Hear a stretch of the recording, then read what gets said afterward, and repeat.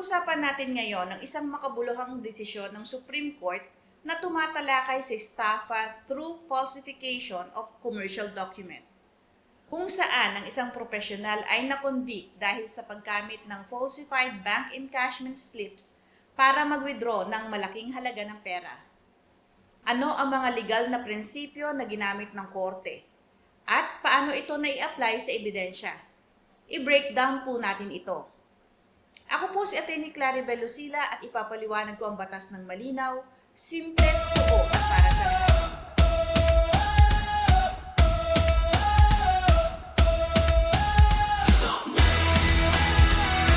Taong 2020, binago ng Korte Suprema. Ang kasong ito ay dinesisyonan ng Regional Trial Court o RTC at kalaunan ay na-affirmed ng Court of Appeals at ng Supreme Court. Si Domingo, isang dentista, ay pinatawan ng 17 counts ng estafa through falsification of commercial document. Pagkatapos niyang gamitin ang mga encashment slips na may forged signature ng private complainant na si Remedios sa Bank of the Philippine Islands, Aurora Boulevard Branch. Ayon sa factual findings, mula September 1995 hanggang October 1996, si Domingo ay nagpresenta ng mga encashment slips para mag-withdraw ng malaking halaga mula sa account ni Remedios. Umabot sa humigit kumulang 838,000. Ang mga halagang ito ay partially na deposito sa account ni Domingo o kaya ay nagamit niya para sa personal na gastusin at iba pang bayaran tulad ng Sky Cable. Nalaman ni Remedios ang mga illegal na transaction nang subukan niya mag-withdraw ng 200,000 pesos at doon niya na-detect ang pagkawala ng kanyang pera.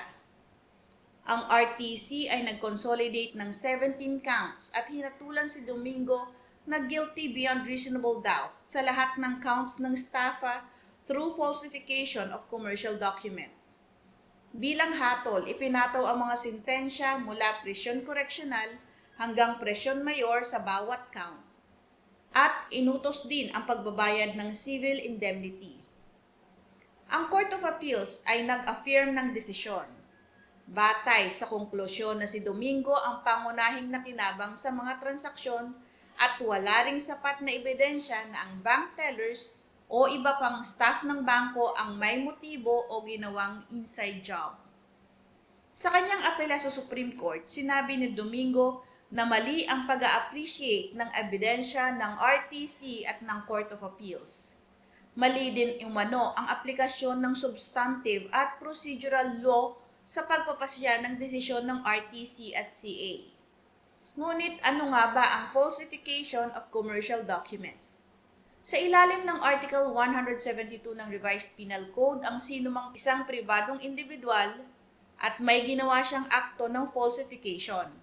At ang dokumento na ginawa ng falsification ay isang commercial document. Sa kasong ito, napatunayan na si Domingo ang nagpresenta at ginamit ang mga encashment slips na peke, nilagyan ng pekeng perma at pinirmahan ng pangalan ni Remedios.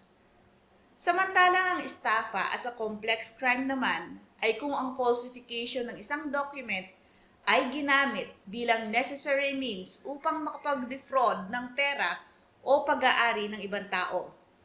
Gaya ng paggamit ng falsified encashment slips upang makakuha ng pera. Nabubuo ang estafa through falsification of commercial document bilang isang complex crime. Ang mga elemento ng estafa includes deceit o panloloko at nagresulta sa pecuniary prejudice o pinsala sa biktima. Ang mga naging pagkilos ni Domingo ay nagpakita ng deceit o panloloko dahil ginawa niya ang peking identity para makuha ang pera mula sa account ni Remedios sa BPI at na-convert ito para sa kanyang sariling benepisyo. Na siyempre, nagsanhi ng financial prejudice kay Remedios. Sinuri ng Supreme Court ang ebidensya at nag-conclude na ayon sa mga testimonial evidence, mayroong 7 prosecution witnesses kasama ang complainant, bank manager at mga bank tellers na nagpatotoo na si Domingo ang nagpresenta at nag-claim ng pera gamit ang mga encashment slips. Mayroon ding handwriting expert opinion kung saan ipinaliwanag ng handwriting expert ng PNP Crime Laboratory ang mga significant discrepancies sa pagitan ng genuine signature at ang mga nakasaad sa questioned documents, kasama ang mga pagkakaiba sa stroke, direction ng strokes at iba pang characteristics na hindi madaling mapansin ng hindi sanay sa pagsusuri ng perma. Sinabi ng korte na ang pagkakaroon ng isang falsified document sa pagpresenta at pag-profit mula rito ay nagbibigay ng presumption na ang may-ari nito ang material author ng falsification. Dagdag pa rito, ang depensa ng denial ni Domingo ay hindi sapat na napatunayan dahil walang clear and convincing evidence na sumusuporta sa kanyang panig. Sa criminal case, ang simpleng denial ay hindi nag-o-override sa consistent at categorical testimonies ng mga prosecution witnesses. Sa huli, tinanggihan ng Supreme Court ang apela ni Domingo at ini-affirm ang desisyon ng Court of Appeals. Ang Supreme Court ay nag-conclude na may sapat na ebidensya upang patunayan na si Domingo ay guilty sa complex crime of estafa through falsification of commercial document beyond reasonable doubt. Ang findings ng trial court at appellate court ay binigyan ng probative weight dahil walang nakitang makabuluhang error sa paghusga ng mga ebidensya at sa pagsunod sa tamang legal standards. Tandaan po natin na sa paggamit ng forged commercial documents para mag-withdraw ng pera ay hindi lamang simpleng falsification. Kapag nagdulot ito ng deceit at financial injury, ito ay maaaring magbigay ng complex crime ng estafa. Ang testimony ng mga credible witnesses at expert opinion ay may malaking timbang kung consistent at walang malubhang kontradiksyon.